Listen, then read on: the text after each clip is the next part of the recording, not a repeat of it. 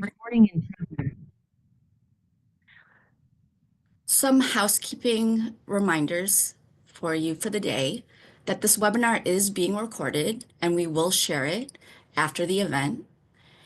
You have the Q&A feature for Zoom to share your questions, and we will do our best to respond to those questions during the event, but we will respond to those questions in post-event follow-up to all of our participants, to all of our registered participants. The chat feature will be used for us to be able to share resources with you um, throughout the sessions. And any additional audience engagement will occur in a post-event reflection session, which we will announce. This recording will also be played in full um, in order for us to be able to expand our access to this event in other time zones. And that will also be announced after the event.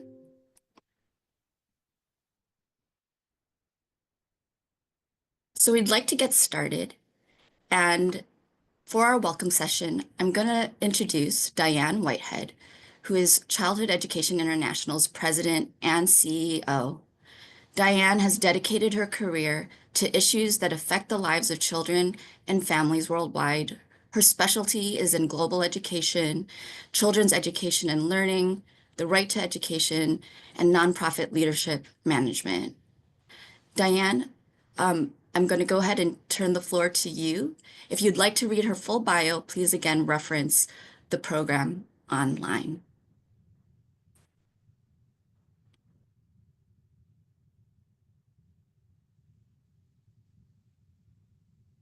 Welcome, everyone. It's wonderful to have so many of you here with us for this very special event. We have 104 countries, I believe, participating in this today. And again, this is the Global Forum on Investing in Early Childhood, Business Support for a Thriving Economy and Social Wellbeing. And there couldn't be any more important time for us to be having this conversation. It really has come, as we all know, to somewhat of a crisis moment. We are indeed one world working together to solve challenges that affect human lives and certainly affect the lives and learning of children. So thank you so much for being with us today. We know it's going to take all sectors working together, and the business community is a sector that we don't often include in some of the conversations that we're having in early childhood. So we welcome all of those of you who are from business or wanting to collaborate more with businesses. Thank you for being here. Really appreciated. I'd also like to just go ahead and thank some of the people who've made this event possible for us. And certainly our staff, Yvette Murphy, Amlata Persaud, Michelle Allen, and other CE International staff members who have been helping us, many, many more. Then also some of our friends and supporters, including ECDAN, the Early Childhood Development Action Network. They are a collaborating partner with us today, and you will hear from Elizabeth Lule shortly, who is their executive director. We also have as sort of supporting partners, ISA, the International Step by Step Association, and ARNEC, the Asia Regional Network for Early Childhood. So thank you to all of you. This is an 8-hour-long event, so we want you to get ready, get comfortable, find a comfy place to sit wherever you are located. Make sure you've got some food and some drink to keep you hydrated. It's going to be an exciting few hours with you. It is more of a traditional conference event where you're going to be hearing from us, but we do want to allow you to post your questions in the chat. We'll try to answer as many as we can.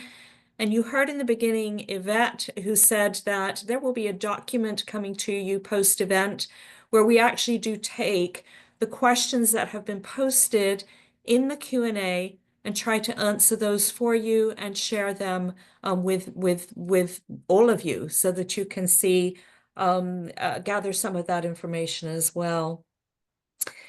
Uh, we will be telling you a little bit about CE International. So that's what I'm going to do next. And I think there is a slide on that that will come up. But CE International is Childhood Education International. We have been around a long time, 133 years. So we know a little bit about children, about how they learn, about how they develop, about the best environments for children to grow. And we also have worked with many, many families through those years, and of course teachers, many others in the community who are supporting children and really helping them to develop and grow, as we say, optimally, right? So that's a little bit about us. Today, we are really working through technical assistance and consulting services to help you to be able to do the work that you are trying to do. So if you need us, contact us. The Center for Business Champions is one of our centers. This was started, oh goodness, about a year or so ago.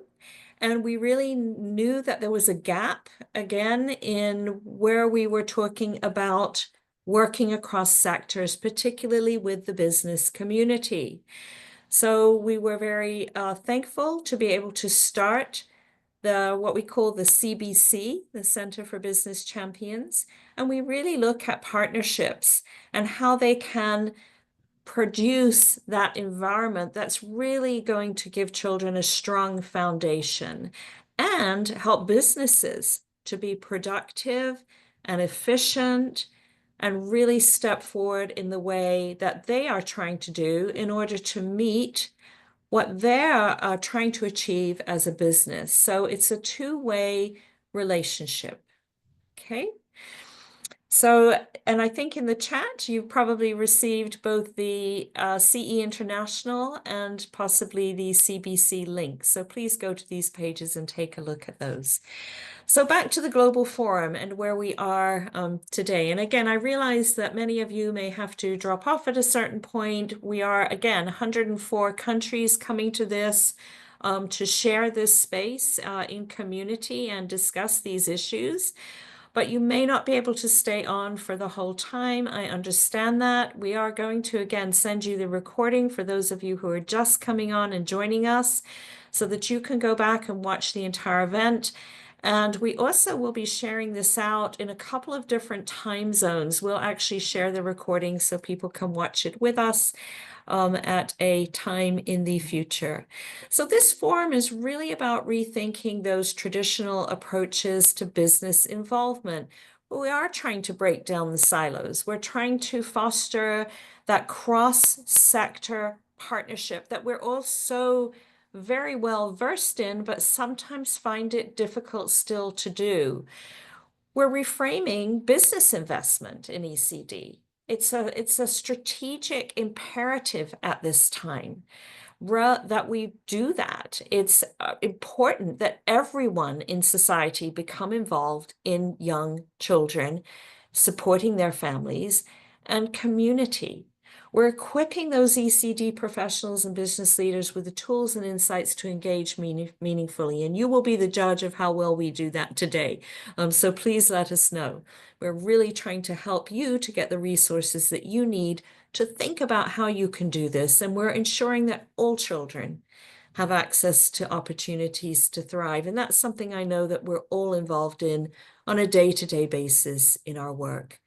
One thing that's important to note is it isn't about privatization or corporate-driven education models in the sense of businesses that may own education establishments or businesses that may own childcare or preschools, etc.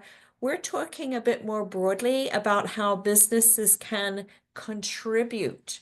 What kinds of things can they do? And they can contribute so much more than just financially. Businesses have resources, talents, incredible people who want to be able to support the community around them and their nations. So thank you.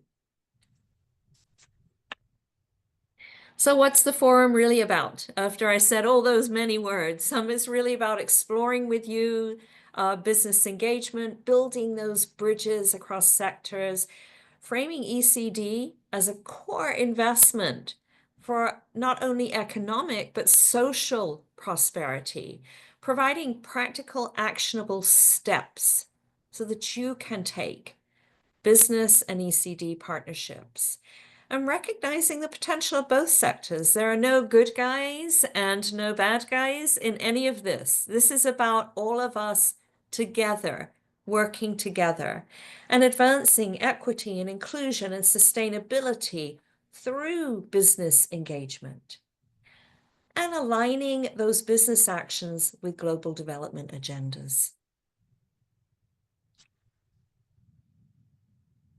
So we're going to do a quick poll. So I hope you're ready to take a poll this morning. How would you describe your experience in building relationships between the business and child development sectors? So that poll should come up to you now.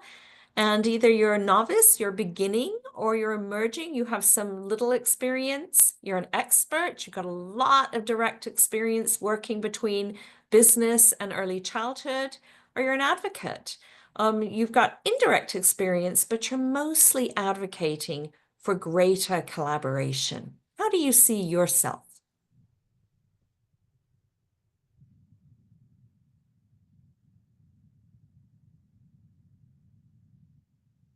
Once you've taken that poll, we'll take a look. Thank you so much.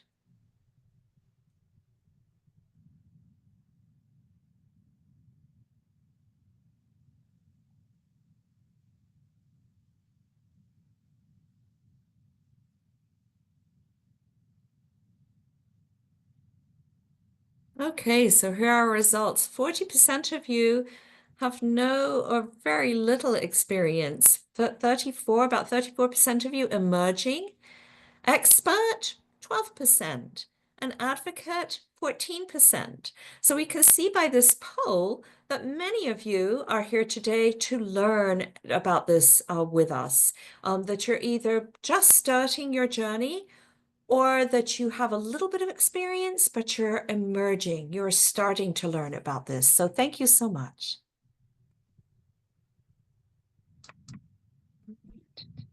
And we can take the poll slide down. And we're going to move over at this moment to introduce our first guest presenter of today. And that is Justin Van Fleet. Welcome, Justin. Justin is the president of Their World, a president and CEO, excuse me. President of Their World and CEO of the Business Coalition for Education. I got it right, Justin. And Justin and I were saying to each other, we've heard about each other, but in fact, we've never met. So it is my pleasure to meet you. Justin Van Fleet is president of the global children's charity, Their World, and CEO of the Global Business Coalition for Education. He previously served as director of the International Commission on Financing Global Education Opportunity and chief of staff to the United Nations Special Envoy for Global Education, former UK Prime Minister Gordon Brown, where the landmark Learning Generation report put forward a pathway to finance and deliver the ambitions of Sustainable Development Goal 4, which we should all know very well at this point, inclusive and equitable quality education for all. Welcome, Justin, and thank you. Great. Thank you so much, Diane. And it's so wonderful to see so many people turning out for today's discussion. What I wanted to touch upon today is I know we'll have so many experts in the room and so many folks that care about, know the intricacies of early childhood development and education, is really focus in on some of the bigger questions that I think as a community we can address to help us make sure our messages land with businesses. And that businesses are also a partner in taking forward the case that we all care about. We all know the data and we all know the importance of early childhood. At least I'm assuming so, that the 250 plus folks on the call today joined because they care about this issue and they know that around the world we're leaving behind more than half of all young people. And we know that these early years are such a crucial period of time when more than 90% of the brain develops, and so much can be determined in terms of lifetime prospects, given the investment we put in these early stages of a child's life. And we're also not blind to the fact that the world around us is changing. We've traditionally thought of early childhood development and education, particularly in lower income countries, as an issue that relies significantly on development aid and development partners. But we know that the aid paradigm is not as stable as it once was. Major donors are shifting the ways that they're thinking about their investments. And it's a good opportunity to remind us that despite the prominence given to this issue, just about 4% of aid goes to financing early childhood development around the world, and that most of the investments are actually from the public and private sector in countries themselves. And so as these dynamics are shifting around us, we can't ignore them, and it helps us look at who the different partners can be. But there is a lot of strength in and within governments and within the private sector, who I think we'll be relying on even more as a partner in taking forward early childhood development. And again, as Diane mentioned, we're not talking about privatization. We're talking about partnerships and harnessing what business can bring to the table in the communities where their employees live and their consumers live and where their businesses and supply chains operate. The one thing that early childhood development has that other sectors and other fields maybe don't have or can't say they have as strong of is a strong investment case. And this is such an important piece and a starting point, I think, for today's forum, is that to remind all of us that this is something that not everyone has. The public sector case shows that there's strong links with poverty reduction, with school enrollment, with learning levels, health outcomes, economic growth. But this also translates into a very strong case for investment for the business community. And my colleague Emily Friedman's here from the Global Business Coalition for Education in the third session of the day, and she'll go into this in much more detail, as I'm sure others on that panel and in the previous the prior will speak about. But just looking at different indicators ranging from women's employment rates, reduction in the gender pay gap, links between parental leave and poverty reduction that employers can choose to implement, there is such a strong investment case for the business community. So that's a point of departure I think we also just need to keep as a baseline. There's a strong investment case for public and private investment. And so for the next few minutes, the question I thought would be a really important one for us to keep in the back of our mind as we start today's forum is, why aren't businesses and governments doing more? Given the overwhelming strong case for investment and given the direct impact that business and governments can have on really putting forward opportunity for young people, why is it that we're not seeing the investments take hold at the level we'd all like to see? And I think that there are three, what I'm going to call breakdowns in communication in early childhood development, and that these breakdowns in communication are really what are preventing us as a sector and as a field from building those partnerships with government, but more importantly, in this instance for today, with the business community. And so I'm going to walk through those three breakdowns because I hope that today's forum will focus a lot on the how and what we can be doing. And I think addressing some of these in the conversations could be quite helpful. So this slide summarizes what I would consider the first breakdown in communication in preventing investment in the investment case for early childhood into taking action. Now, you may think, oh no, Justin's put up the wrong slide. It looks like gibberish. And it is gibberish because I had a bit of help from my 2-year-old son in developing the PowerPoint presentation today. So I put Oliver at my desk and asked him to just, type out a few things that he cares about. And this is what we got on the screen. And if you ask Oliver what he wants or what he needs, he has a hard time making words, let alone making sentences or building a PowerPoint deck to communicate why he needs investment in his early childhood care, development, and education. And this is my very first point, is that the people that are most affected by limited investment in the early years cannot speak for themselves. They're too young to articulate their needs or to organize a rally. They're not employees of a company or consumers buying products from a company capable of shifting corporate policies, and they can't vote. And so the first question is, we're looking at how do we effectively communicate about the investment case? We need strong messengers.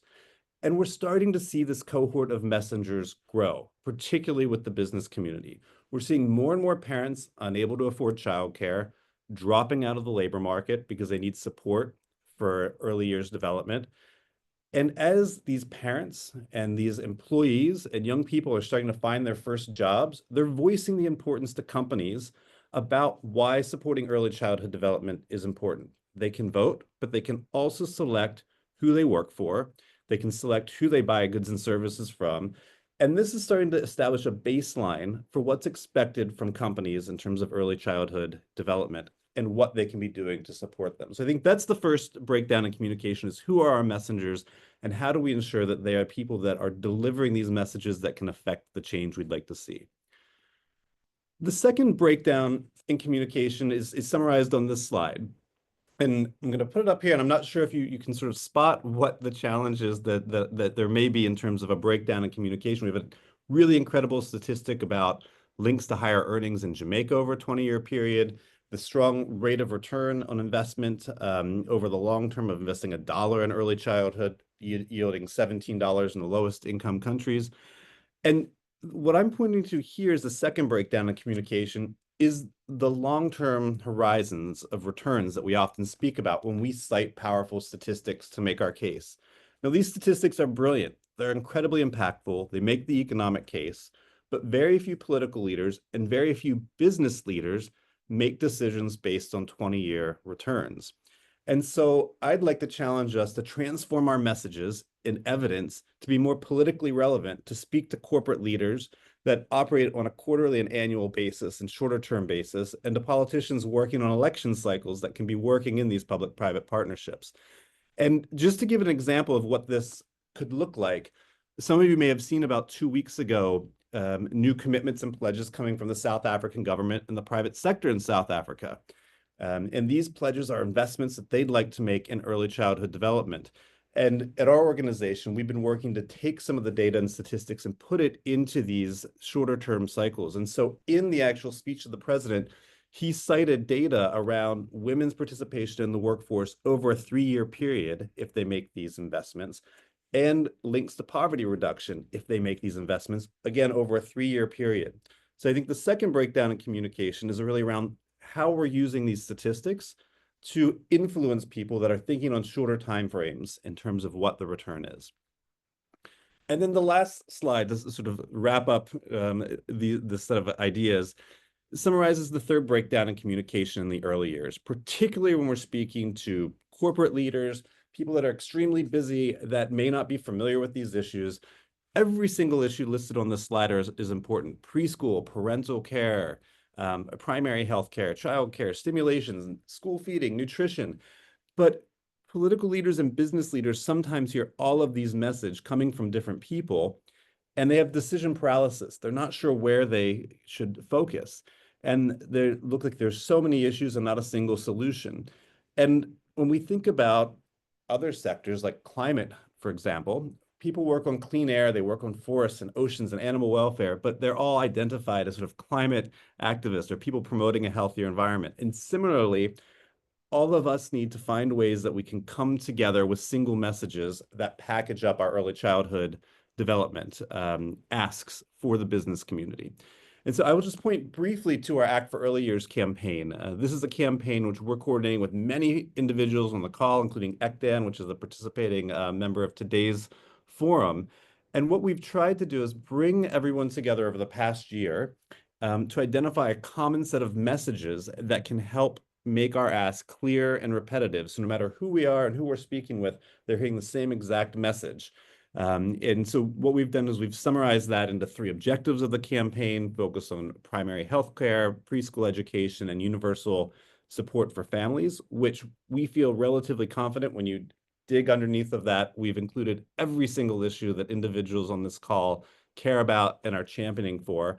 And by acting for the early years is a similar message, is a single message that we can be putting to these different leaders that they can work with the various experts that can then help them achieve these goals. The campaign we're working on is aiming to mobilize at least $1 billion in new funding commitments from the public and private sector, including hosting a first ever international financing summit for the early years in about 18 months' time, where we hope the private sector will be a part of this. And we're working with organizations like ECDAN at the country level who are doing technical financing support. We're building a drumbeat of activity and actions in countries from the national level in a very local to global campaign. And I'd like to invite all of you to think about how you could join and be part of that. We've summarized all of this in what we call our mini-festo for the campaign, a very tiny set of actions that can make the biggest difference for the smallest people on the planet. And this is a simple action that folks can take. Businesses can sign on to the manifesto, organizations can sign on. And as we go about today's forum, I'd hope that we can all think about how we can build a strong investment case that can reach more and more people to take action in the public and the private sector. And from where each of us sits, who are the best messengers we can be tapping into? What is the data that we can use that convince them to take action? And then how can we come together with singular messages so that we can bring people together so that they're hearing the same thing and they feel compelled to take action, because it's also very easy for them to take action. So thank you so much for inviting me today. I'm looking forward to hearing all the ideas and insights that all of you have as they emerge throughout the discussions. If you're interested in joining the Act for Early Years campaign or finding out how you can get businesses to support and be part of that discussion, you can reach out to me at president@theirworld.org, or you can sign the manifesto. And I'll turn it back over to Diane, and Elizabeth's going to take us forward from here as well to follow up on this. Justin, thank you so much. This is a wonderful way to start our forum for the day. I appreciate it. And I do want people to pay attention, certainly to the campaign that you have put forward. So thank you. Really appreciate you being with us. And yes, hopefully we'll see each other sometime again. With that, we're going to move on and introduce Elizabeth Lule. Elizabeth Lule is the Executive Director of ECDAN, the Early Childhood Development Action Network. Hello, Elizabeth. It's nice to see you today. Elizabeth is the Executive Director of ECDAN, where she coordinates with the Executive Leadership Council to set the network strategy, manage the secretariat, and leads partner engagement and fundraising. Elizabeth is a widely recognized expert on international development and global health issues, having devoted her career to strengthening global commitments and programs addressing the needs of women, adolescents, children, and infants. And for everybody's bio that you hear today, there's a lot more. Some of these bios are quite long, so we're giving you the short version, but you can take a look at the program and read full bios. Elizabeth, welcome. It is lovely to have you here with us. Thank you so much. Thank you so much, Diane, for that introduction. And it's a great honor to be part of this panel. And really, I'd like to thank CEI, Diane, and your team for organizing this global forum. And ECDAN is happy to be a collaborating partner. And I also want to thank Their World for their partnership and the amazing work they're doing, and the campaign on the early years. I also want to recognize the work of Sarah Watson and the amazing contributions she's made in building business championships. She's currently the director of the CBC that Diane talked about. I have always been an admirer of your leadership in this field. Distinguished guests and business leaders, early childhood experts, policymakers, practitioners, and all the participants joining us today from around the world, welcome to this important forum on investing in early childhood business support for a thriving economy and social well-being. For those of you who don't know who ECDAN is, the Early Childhood Development Action Network, we are a global network of about 370 partners from across the world. We were established in 2016 by the World Bank and UNICEF, plus 80 other organizations. And our mission is to catalyze collective action with and for young children and their caregivers through collective action, sharing knowledge, and breaking down those silos. So our mission is very much aligned with that of CEI. And as we heard from Justin and Diane, this forum is timely. We face uncertain times with geopolitics tensions, a trend of dwindling foreign aid, collapsing stock markets across the globe, with many countries constrained fiscal spaces, especially the low and middle income countries. And the financing for young children has become even more challenging with many competing priorities and this current situation. And that, just to underscore what Justin said, the situation wasn't good. Governments and private sector were underinvesting in the early years, despite the compelling evidence on brain development, as well as the economic returns. And I think the stark reality underscores why we are gathered today, to explore how strategic partnerships and investments in our young citizens can transform our collective future. More importantly, how we can think out of the box and reimagine how we can do much better despite these challenges. And also rethink perhaps the foreign aid models that we've had, or existing models that have been there that have built dependency rather than resilience. And I think the question is, why should the business community care deeply about early childhood development? And the answer lies in both immediate benefits and long-term strategic interests. And I think Justin underscored the importance of looking at the short-term and immediate benefits, because as we know, our political leaders don't usually stay for the long term. They're more interested in what they can achieve in the short term. But we know that small businesses serve as catalysts for economic growth and job creation in our communities. They're the seedbeds of opportunity that create jobs, lower unemployment, and foster skill development. When we support early childhood development, we are simultaneously strengthening the current workforce of parents while cultivating the workforce of tomorrow. And business leaders increasingly recognize the importance of supporting their workforce. And indeed, our global economic future depends on a pipeline of skilled, motivated workers. Quality early childhood programs lay the groundwork for the very skills employers value most: problem solving, critical thinking, collaboration, communication, and decision making. And as our world changes with new technologies and artificial intelligence. Our network partners identified financing as a huge barrier, and therefore it's a priority in our work and in our recently approved strategy.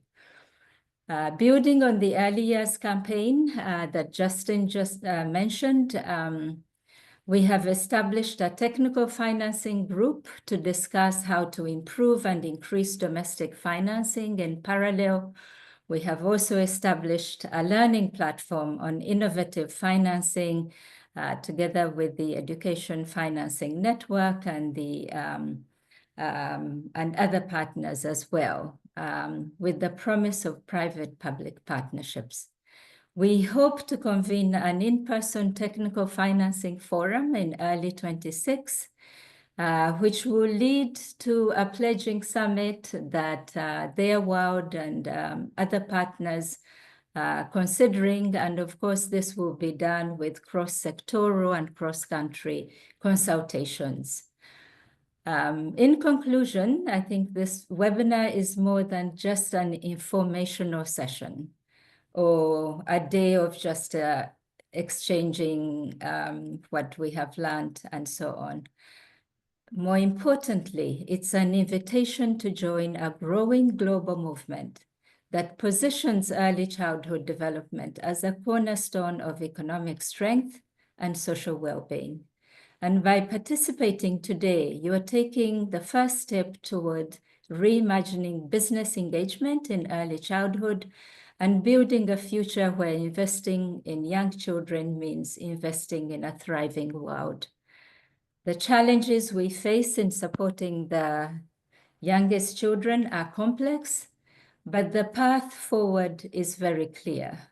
Through partnerships, collaboration between businesses, policymakers, early children, experts, communities, and families, we can create systems that support children during their most formative years. And as we begin our discussions today, I invite you to approach this forum not just as listeners, but as potential champions for change. The insights and connections you gain here can be transformed into concrete actions that benefit children, strengthen your business interests, and build more resilient communities, and in the end, the future of our society. So thank you so much for joining us today.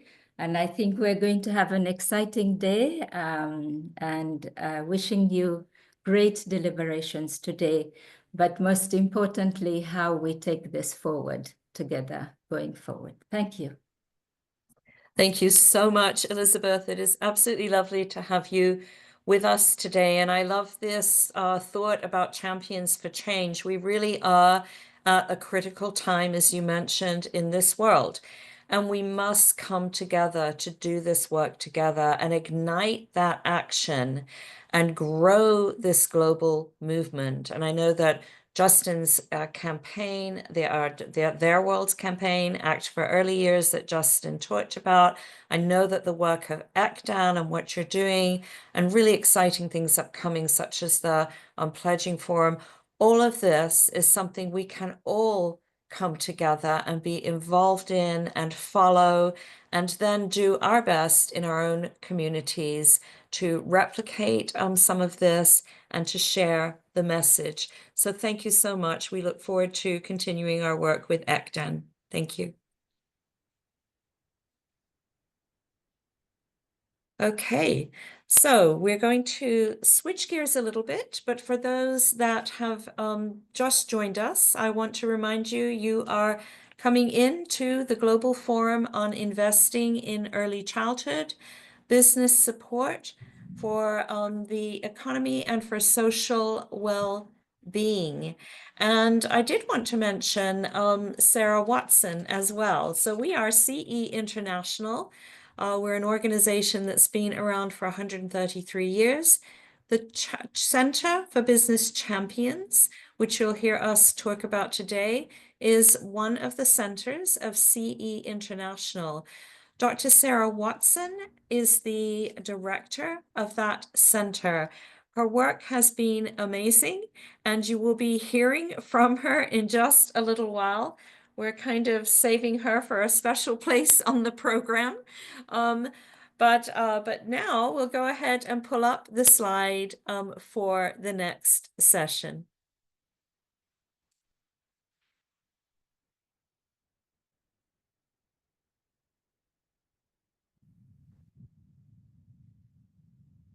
There we go. This is part one, the case for investing in early childhood. We have three parts that we're going to move through today. The state of children worldwide, why early investment matters. And we're really delighted to have Divya Lata with us and Carlos Gonzalez Sancho. We're going to hear from Divya first. So Divya Lata leads the Global Early Childhood Education Program at UNICEF. Prior to this, working in senior technical and strategic advisory roles in leading international organizations, Divya has advanced child-focused policies and programs in diverse contexts in Asia, Africa, the Middle East, and Eastern and Southern Europe. Divya, as some of us know, is deeply committed to disability rights and has a strong interest in advancing early childhood intervention systems for supporting children at risk of disabling conditions. And Divya, it's just lovely to have you with us today. I haven't seen you in a while, so hello. Nice to see you again, and welcome to our Global Forum. Thank you, Divya.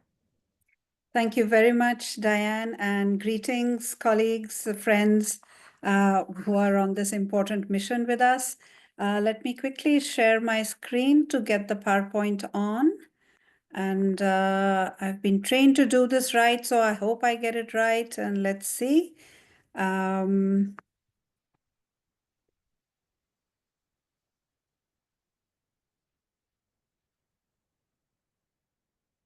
Kindly let me know if you're able to see the slide. We're not able to see it yet. In the interest of time, I'm not sure what's happening, but would you like to share from your end since you have a copy? Yes, we can certainly do that. Hold just one moment. There we Okay, I think go. it just came on, right? Yes, it did. Okay. And it's not at the right page, so sorry about that. Here we are. There we go. Brilliant. Sorry. Sorry, but you trained me on this, but clearly I did not get some of it. Right now, is it in presentation mode? No, it's not. There you go. Now it is. Okay. No, it's I think it's switching back for some reason. I'm so sorry. Yvette, I think it may be Yvette. best if you just go share it from your end and I will just I- follow the slides. Okay. If you stop share. Yeah. Okay.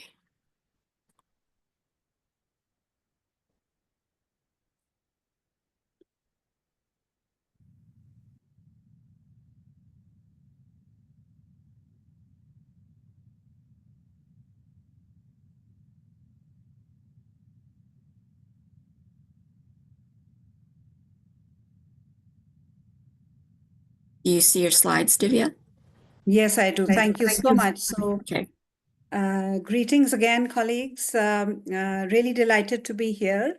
And I've been tasked to bring together some of the evidence and data points that will help us engage further. And of course, this is an opportunity to really co-create our approaches to really meet the gaps in communication that Justin just highlighted, and also the our joint aspiration to build the champions as well as the practitioners and colleagues who will really take this agenda forward.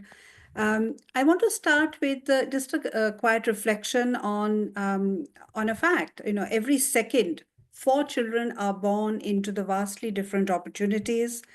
Some will have access to proper nutrition, healthcare, quality early learning opportunities, and protection from neglect and abuse, while others will struggle to survive infancy. How the world responds to these disparities will not only determine their life chances, but also the future that we build. So again, I'm here to talk to you about co-creating the approaches and opportunities as business leaders embrace one of the most powerful evidence-based investments we can make to secure our economic and social future, early childhood development. Through this presentation, very briefly, I expect to explore the current global state of children, why the first years of life matter, especially as we join together with business partners, and what we can do. Next slide, please. Let us look at a few selected data points on where children stand today, and let me know if any of these surprise you. Of course, 250 million children under 5 in low and middle income countries are currently at risk of not reaching their developmental potential. Of course, there are several aspects to this in terms of looking at the gaps in nutrition, learning, etc. But I wanted to actually draw upon what Justin very powerfully alluded to regarding the impacts of climate change. This is one of the most important looming issues that we see in our world today, in addition to, of course, conflict situations that impact not only children, but all of our lives. And our estimates tell us that 1 billion children overall, nearly half of the world's child population, live in countries classified as at extremely high risk of the impacts of climate change. Of course, the youngest in this are most vulnerable and may not always be counted among those who can, in fact, make a difference to the issue, but definitely need to be counted as key stakeholders in this process. It's interesting to see that apart from the regular challenges of undernutrition, learning, etc., that I just mentioned, more than 200 million children under 5 are living in severe food poverty. 125 million children under 5 face severe water vulnerability. And it is no surprise then that 45 million children suffer from wasting, a life-threatening form of malnutrition. Environmentally as well, we're not doing very well. 17 million children estimated under the age of 1 year of age are breathing toxic air. So clearly, in addition to the regular deprivations that are often exacerbated by poverty and lack of services, the looming poly crisis with climate change, conflicts, etc., are indeed going to be the ones that we need to address and take into account as we see what we want to do for our children going forward. It's also important to note, especially as we look at the potential of these young children to be the future workforce, that several of them are living with a situation which is not very conducive to their mental well-being. It is estimated that 300 million of 2 to 5-year-olds globally face violent discipline on a regular basis, and this has a very, very detrimental effect on their ability to cope, self-regulate, and indeed be the kind of positive team member that we all want to see within our midst. Children with disabilities face severe challenges in particular. And if I just take the issue of early childhood education, they are 25% less likely to attend early childhood education. And then this continues to exacerbate as they go through the further levels of education and other support that they may need. Of course, despite the commitment globally to sustainable development goals, we know that these are going to be the important issues we want to continue to address as we move forward. Next slide, please.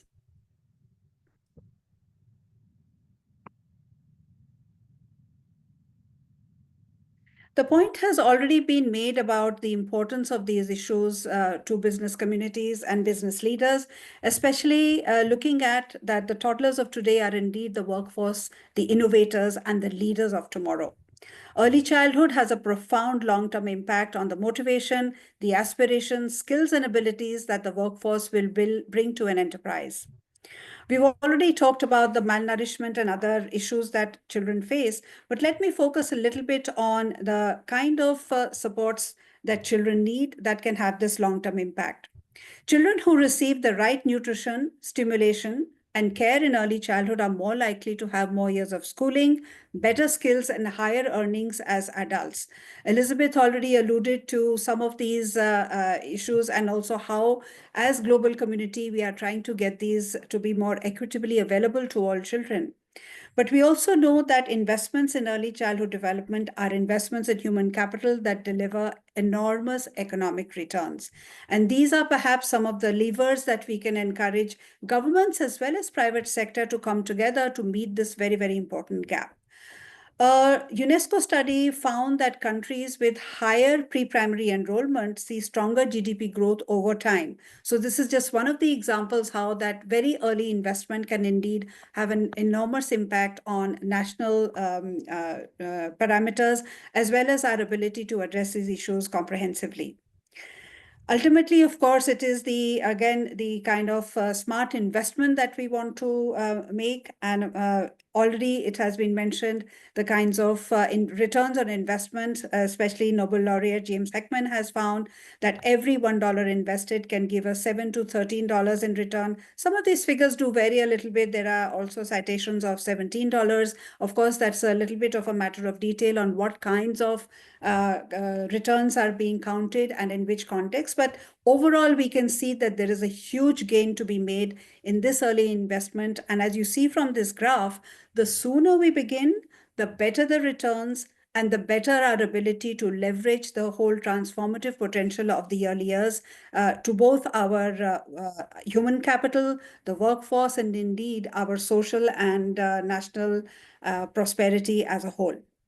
I want to next reflect a little bit on the next slide, please, on the kind of evidence base that we are drawing upon. And again, this has already been alluded to a little bit, but let me highlight a few important ones. We know that early childhood development is not just about learning about the alphabet or getting your immunizations in order. Those are very important issues. But fundamentally, it is about shaping the brain's architecture and the experiences that impact this process. The transformative power of the early years is underscored by compelling evidence on brain functioning. As has already been mentioned, 90% of brain development occurs before the age of 5. And the kinds of things that actually support that are quite instructive as well. Early interactive experiences shape the architecture of the brain, and this actually establishes the foundations of individual behavior, the learning, health, and well-being. Chronic activation of normal stress response. We just talked about the kind of toxic stress that can be generated by the disciplining measures that are violent. So this can really disrupt brain circuitry in addition to other aspects of living in stressful conditions and adversities. The continuity of the relevant developmental support during the first and next 1,000 days, most recently highlighted by the Lancet ECD articles, are quite instructive in this. These foundational years really make the transformation transitions in the life course and shape the children's developmental trajectories. Let me cite a few examples of why we emphasize these and what kind of experiences we've had. Next slide, please. In terms of the successes that bring to bear on this analysis. I want to cite one of the examples from Western Africa, where a study was undertaken across 9 countries, actually.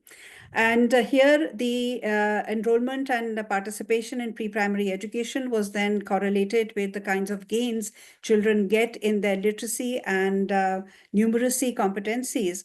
And they were seen to be not only reflecting successes at the earliest levels, but indeed, children were twice as likely to attain minimum competencies in literacy in grade 2, if you see the chart, and I hope it's big enough for you to see that. And 1.5 times more likely to have attained minimum literacy competencies in grade 6 compared to their peers without pre-primary education. This is just one of the elements that indeed makes that transformational change to a child's life chances by creating more success in learning and thereafter in life. There have been broader examples of success. In Brazil, for example, the Bolsa Familia cash transfer program reduced extreme poverty by over 15% with major improvements in child health and school attendance. And this goes on to show how those specific interventions in the early years can actually have a national impact. I want to also cite some of the examples from Uganda, where a major study was undertaken to see what kinds of interventions would be needed, what they would cost. And the interesting thing was estimates in Uganda suggested that the cost of scaling can actually be recovered in 12 years if all children were to be provided pre-primary education in the earlier stages. El Salvador gives us another example of how catalytic investment was used to generate the political will, take bold decisions, and increase investment in ECE from the government itself from 0.03% to 0.65% of GDP. And this has led to several successful interventions, policy movements, and now El Salvador is poised to universalize access to at least 1 year of pre-primary education by 2030. I'm going to move a little bit faster. I know I'm going slow. So next slide, please. I did want to take an opportunity to highlight the longer-term intergenerational impacts. We've already heard about the role of early childhood in women's economic empowerment, and that access to childcare services and other supports for children are one of the key determinants of how women can indeed benefit from these services and increases their workforce participation and success. We also know that early integration of gender transformative approaches in our early childhood learning processes make it possible for young girls to have to delay marriage, they have healthier children, and actually have their own aspirations calibrated to overcome the stereotypes. We have seen this in terms of children's aspirations to take up STEM subjects, which is one of the often seen aspect that we want to really enhance in our approach.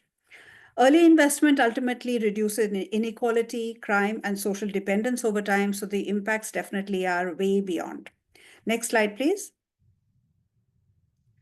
A little quick look at the cost of inaction. So despite all of these strong indications of evidence and impact, we know that there has been consistently poor underfunding of early childhood space. And so what is the impact of that cost of inaction? And here again, I want to draw upon the most recently released Lancet series on ECD, which has given quite a detailed analysis of the cost of inaction. And in this case, we are looking at what would be the cost of that not reaching 1 year of universal pre-primary coverage, which is in fact one of our SDG 4.2.2 indicators to promote early childhood education. It is seen that the global average of that cost of inaction is 3% of GDP on an average. That is huge. Of course, it varies according to the income levels of countries, and we know that in the low income countries, it is the highest at 6.8% of GDP, taking into account the huge gap currently in access and also the kinds of interventions required to really make that universal input possible. But at the same time, we know that early childhood development interventions impact and have the best results on those who need it the most, who are the most vulnerable, and therefore we find that indeed those are some of the strongest impacts that we can see. Let me move on to the next slide, please.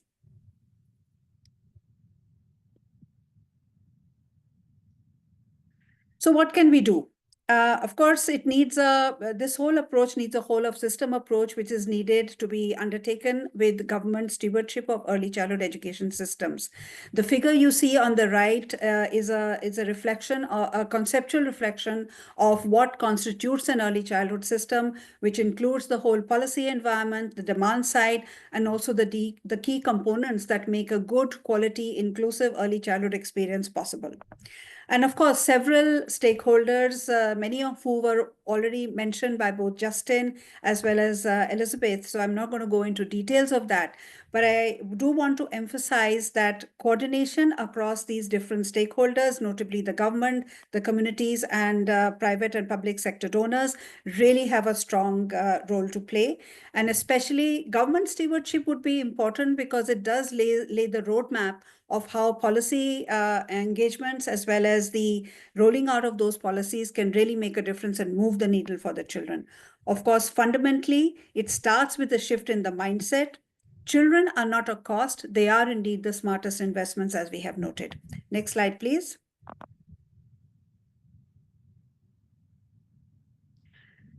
So just to start concluding, I think I was actually quite delighted to see the quote within the Business Center for Champions framework that businesses do have a very powerful role to play in shaping the future. And that is what has brought us together at this important forum today and through the deliberations of the day. I do want to mention the 6 actionable pathways that are provided in this framework resonate very well with the kind of approaches that UNICEF has been using to see how business partners and private sector can collaborate. And I also want to mention the 5 Million Futures platform for action and advocacy for early childhood education that UNICEF has promoted, which similarly invites partners to, in fact, accelerate early childhood care and education. Of a special note is the approach to use innovations to scale through social entrepreneurship, which has a particular ask of business communities, as well as looking at how local businesses that are prioritizing the need to fill the gaps in early childhood provision can in fact not only meet the gap, but really lead to strong impact on the employability as well as women's empowerment and, of course, the young children and nation building itself. So I want to now conclude with the final slide. And next slide, please. And really encourage the day's discussion today. Investing in children is not just a moral duty, it is a strategic imperative. And as we close, I want to say the better we support children today, the stronger, safer, and more prosperous our communities will be tomorrow. From UNICEF, I am really looking forward to the day's deliberations and will be with you as far as possible through the day. And we let us choose to invest early and reap the benefits of the generations to come. Looking forward to further deliberation. Thank you so much. And back to you, Diane. Thank you so much, Divya. It's incredible the amount of really amazing information and data that we have at our fingertips in order to be able to take that. And this is where it's up to all of you who are participating today to look at this amazing information and resources that Divya has presented, and then to start to decide how you want to be able to speak to business leaders. What type of information do you think the business leaders need in your community, right? So please, this information is absolutely critical. And Divya, we thank you so much. When you think about, Divya, I'm just going to ask you a quick question. When you think about sort of sitting across the table from a business leader, what would be maybe a couple of the highlights that you would want to tell them to make sure they could understand the importance of their investment in children? Are there a couple of statistics or just something that you would share, a story? I think definitely data and statistics do resonate quite well, but typically where we would begin is to really hear the story from the business leaders themselves of how they relate to this sector, and also the relationship to their own concerns and aspirations. You know, very often there are issues, the sort of the levers may be around corporate social responsibility, or sometimes around workforce issues. So when we engage with business partners, it's really to understand where they are coming from, what is at the top of their mind, and how some of this data, information, evidence can be brought in to relate to that. Let me give a very quick example, in fact, also from, you know, when we have these different recruitments of staff, and when you look at some of the competencies that business leaders are looking at, very often we can make the connections that this is exactly the kind of development of an individual that starts from the early years.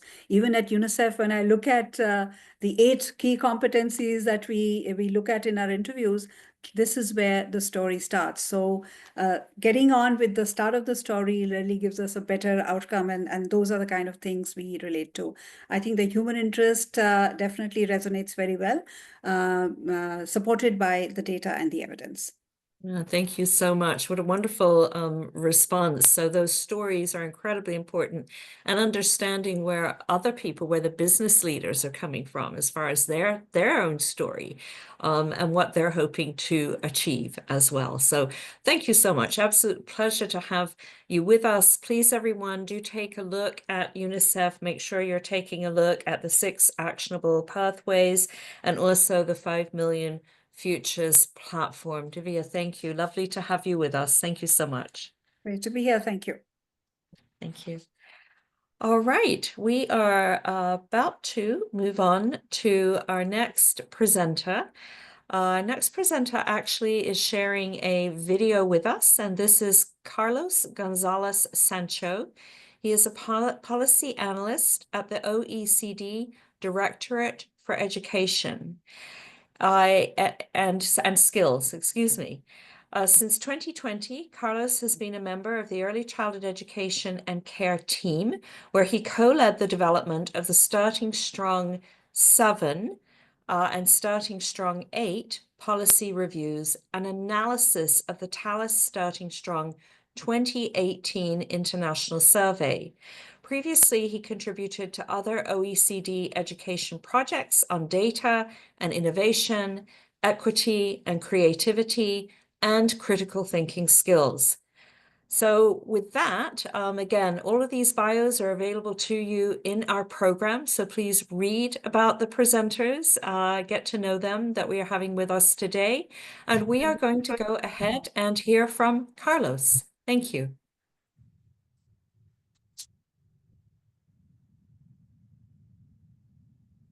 Hello, good morning. I'm Carlos Gonzalez from the OECD, and on behalf of our Early Childhood Education and Care team, I would like to thank Childhood Education International for the invitation to this global forum. What I would like to do today is share with you insights from recent OECD work, most particularly our latest Starting Strong report, which was published earlier this year in January, and is titled Reducing Inequalities by Investing in Early Childhood Education and Care.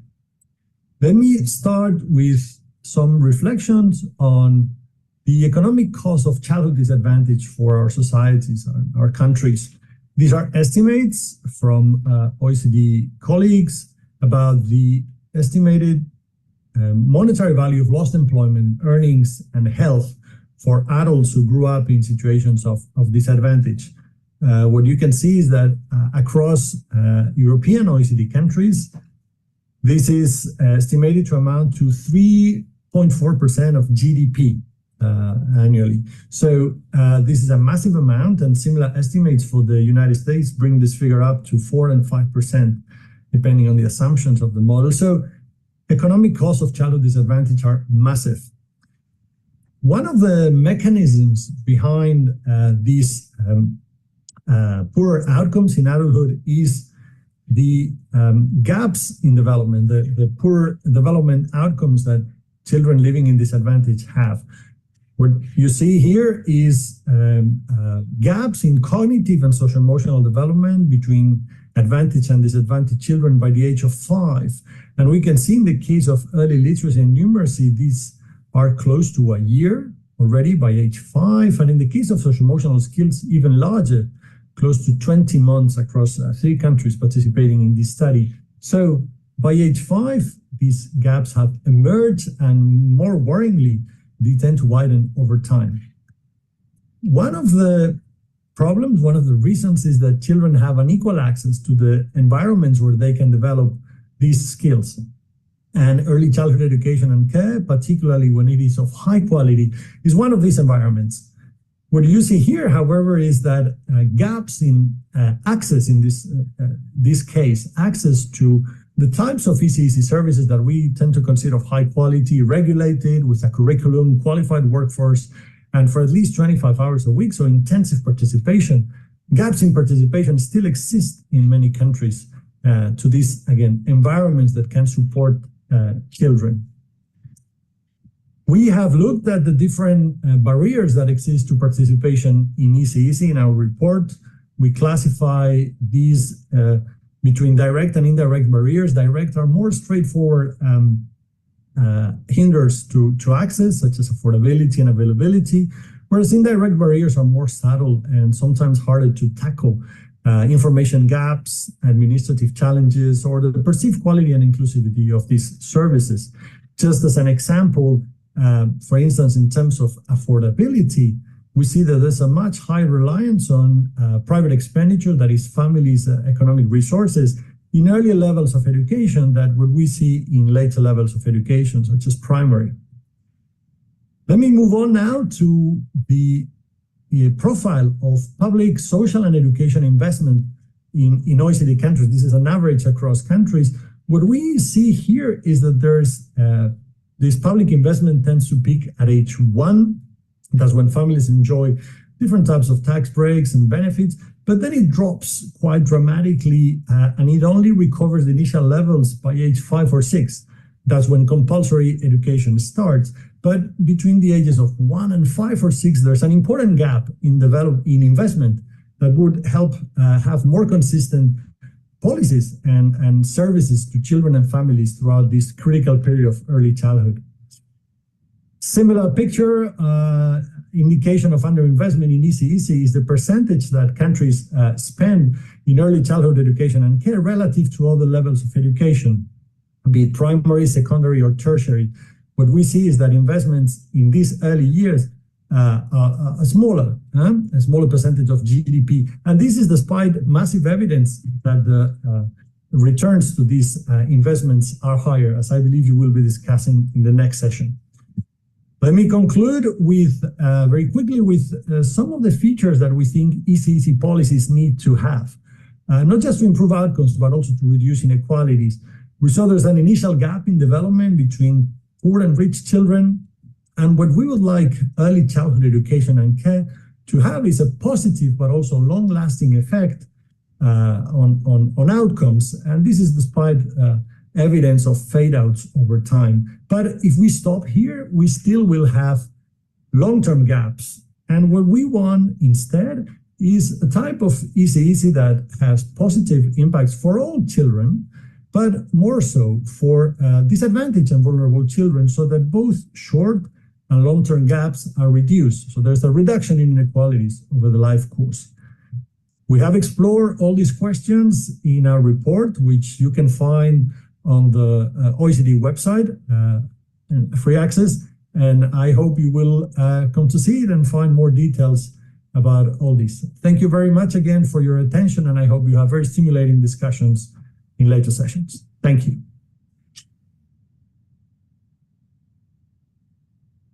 Hello, everyone, again. And that was Carlos from the OECD with some really important information for all of us.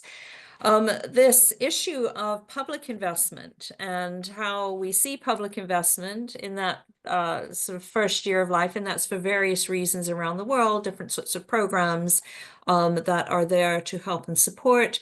But then there is a drop-off, and it is in one of the most critical periods of development that we see that drop-off, from 1 to about 5 years, and that is a concern. We know that the earlier we can, I think I'm on, the earlier we can intervene and we can support young children, the better we are for it. That support early is critical. All right, so we've had an interesting conversation about making the case for early investment. Very important information. Again, take a look at this, that has what's been provided. If you're trying to connect with business leaders in your community or in your nation, you may want to look at some of this information, create your own information packets that you can share with business to talk to them about the return on investment when they invest in the early years. And we are CE International. So for those of you who are just joining, we're Childhood Education International, and we have a Center for Business Champions. And we are putting on this global forum today where you can join with us to learn about how to talk to business, how to connect with business, how to partner with business, and what business values as well in being able to support young children. So thank you so much. We have some session takeaways. Investing in early childhood development is both an economic and a social imperative. Really, really important. Without it, we know countries face steep GDP losses. That is something that many people do not understand, that our investment in young children is related to the economic circumstances of our nation. But we also have lasting improvement in lives, in strengthening communities, and empowering future generations. Those social returns are so very important. So thank you so much. We are going to move on to, I believe, we're going to have a break, but I'm going to tell you a little bit about who is coming up. We're moving to the case for investing in early childhood, which is part 1, making the business case for investment, neuroscience and economics. This will be our next session. So thank you. And I think I'm correct in saying that we have a break at this moment in time of 5 minutes, I believe, Yvette. Yeah, we're actually going to convene at 30 minutes past the hour here Eastern. It's 10:30 a.m. So we will start this next session at 10:30 Eastern time. All right, so about 12 minutes, 13 minutes or so. So we'll see all of you again. Thank you so much. I'm looking forward to the next part. Thank you. Thank you.